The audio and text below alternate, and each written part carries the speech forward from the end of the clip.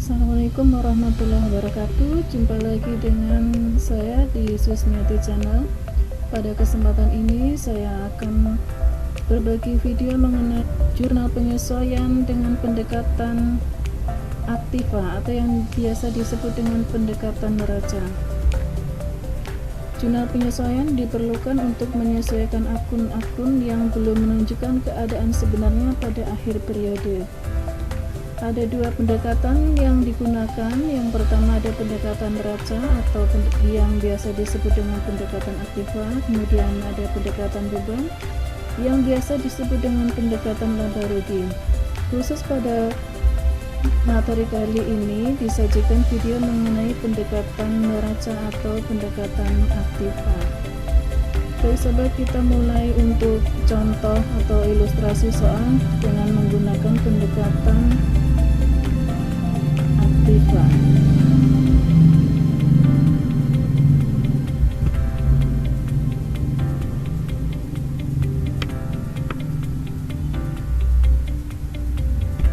Kita lihat untuk transaksi yang pertama.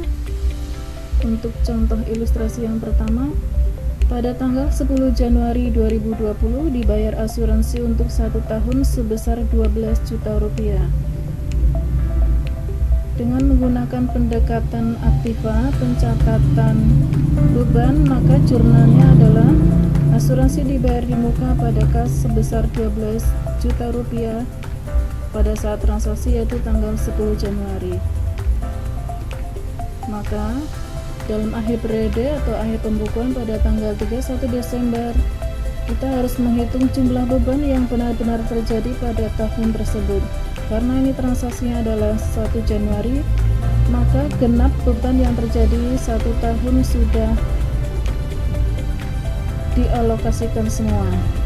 Oleh karena itu, akun beban sewa harus kita debitkan, kemudian akun sewa dibayar di muka harus kita kreditkan masing-masing sebesar 12 juta rupiah. Untuk analisanya kita lihat di buku besar asuransi dibayar di muka. Untuk akun asuransi dibayar di muka, debit 12 juta rupiah berasal dari jurnal pada saat transaksi di posisi debit 12 juta rupiah. Kemudian kita lihat di jurnal penyesuaiannya di posisi kredit sebesar 12 juta rupiah. Oleh karena itu, akun asuransi dibayar di muka pada akhir tahun bersaldo 0. Untuk akun asuransi dibayar di muka ini beralih menjadi beban asuransi sebesar 12 juta rupiah pada akhir tahun. Kita lihat di transaksi yang kedua.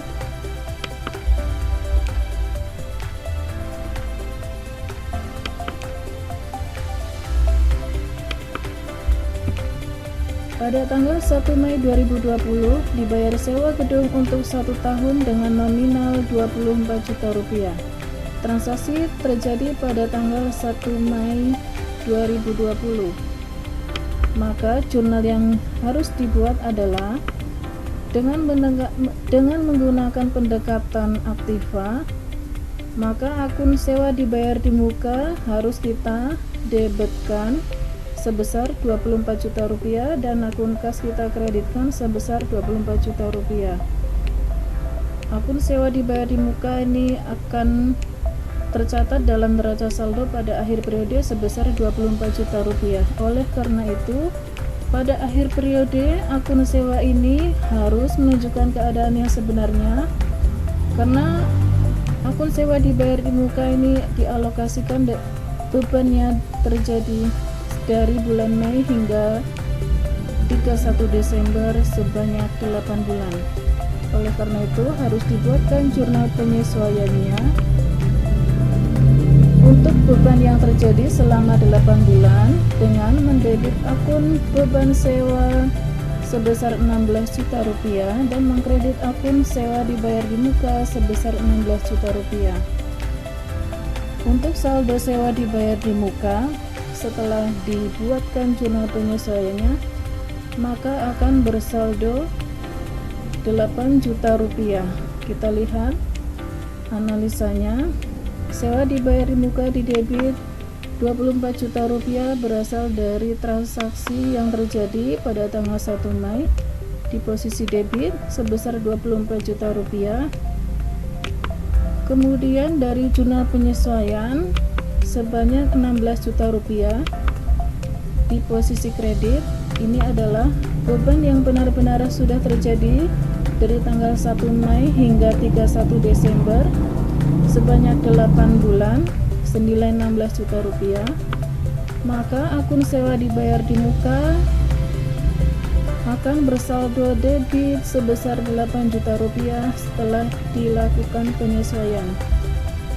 Artinya akun sewa dibayar di muka sudah bersaldo sesuai dengan keadaan yang sebenarnya. Kita lanjutkan untuk transaksi berikutnya.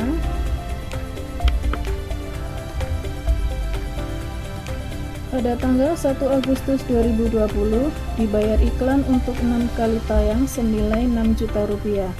Sampai dengan 31 Desember telah ditayangkan sebanyak 3 kali. Dari transaksi tersebut dapat diartikan 6 juta rupiah adalah untuk 6 kali tayang, sehingga 1 kali tayang adalah 2 juta rupiah alokasi biayanya. Sehingga diperlukan penyesuaian pada tanggal 31 Desember sebanyak 3 kali tayang iklan yang sudah benar-benar terjadi. Dan harus dibuatkan jurnal penyesuaiannya pada tanggal 31 Desember. Sebelumnya kita lihat transaksinya. Tanggal 1 Agustus jurnal yang dicatat adalah iklan dibayar di muka pada kas sebesar 6 juta rupiah dengan menggunakan pendekatan Aktiva. Akun iklan dibayar di muka ini akan tercatat dalam neraca saldo sebesar 6 juta rupiah pada tanggal 31 Desember.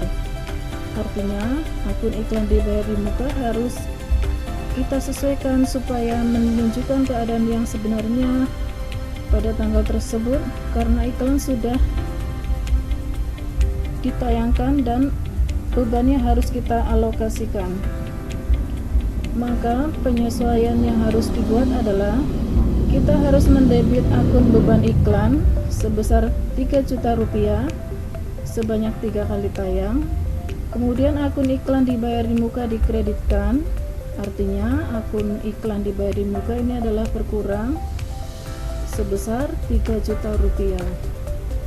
Setelah dibuat jurnal penyesuaian, akun iklan dibayar di muka akan menunjukkan saldo sebesar 3 juta rupiah pada tanggal 31 Desember. Ini menunjukkan bahwa ada 3 kali tayang iklan yang belum diterbitkan. Kita lihat analisanya.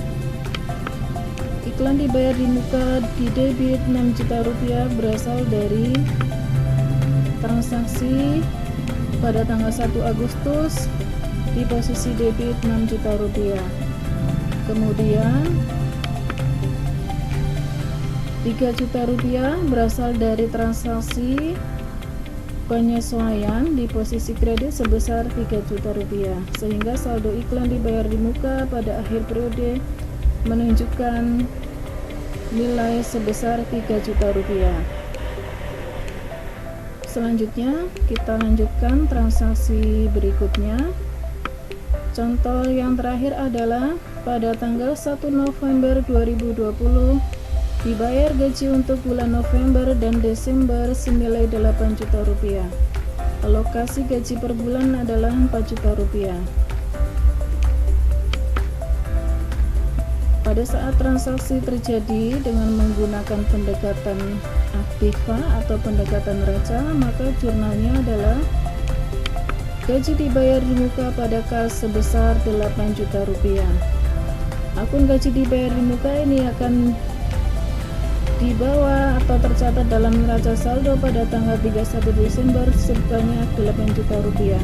Oleh karena itu, akun gaji dibayar di muka ini harus kita buatkan jurnal penyesuaiannya supaya pada tanggal 31 Desember menunjukkan keadaan yang sebenarnya. Karena akun gaji DBR di muka adalah benar-benar terjadi sudah menjadi beban untuk bulan November dan Desember, karena periodenya adalah 1 November dan sampai dengan 31 Desember. Oleh karena itu, akun gaji DBR di muka sudah benar-benar menjadi beban secara keseluruhan. Maka untuk penyesuaiannya adalah akun gaji DBR di muka harus kita kreditkan, kemudian kita pindahkan ke akun beban gaji di posisi debit sebesar 8 juta rupiah. Setelah dibuatkan jurnal penyesuaian beban gaji pada gaji DBR di muka sebesar 8 juta rupiah masing-masingnya, maka akun gaji dibayar di muka akan bersaldo 0. Kita lihat di sini, gaji dibayar di muka 8 juta rupiah adalah dari transaksi tanggal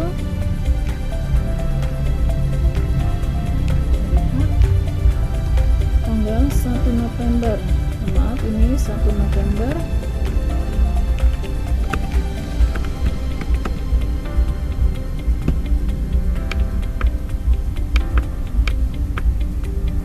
Rp8 juta.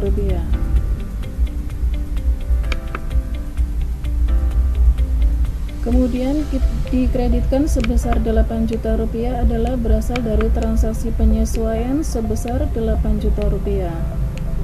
Sehingga saldo akun gaji dibayar di muka bersaldo 0 pada akhir periode atau pada tanggal 31 Desember.